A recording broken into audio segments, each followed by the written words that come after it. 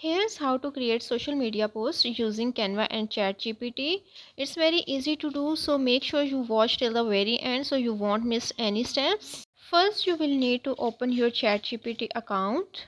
Once you are logged into your account, now here you have to give any command you want. Here I gave the command to Chatgpt to write codes for me.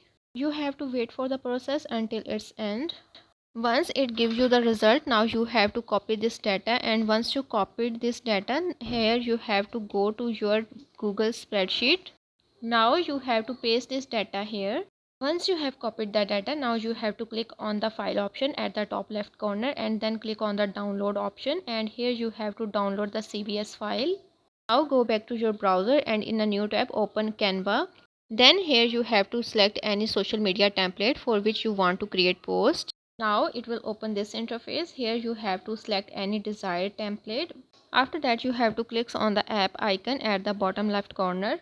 And here as you can see it's giving you the option to upload your file. Now click on the upload CVS button. Then from your computer you have to select the file that you downloaded to upload on the Canva. Now click on the open button. Once you click on the open button, now your file will be uploaded on Canva. Now as you can see it extracted the data from the file.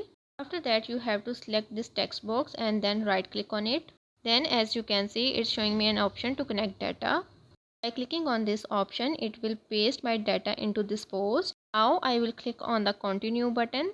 After clicking on the continue button, Canva will extract all other data from my file. Now I will click on the generate bulk option. Once I click on it, now it will generate me posts in bulk. By following these simple steps, you can generate as many posts as you want. Now here you can change the format of your text. You can change the size of the text, color of the text and the style of the text.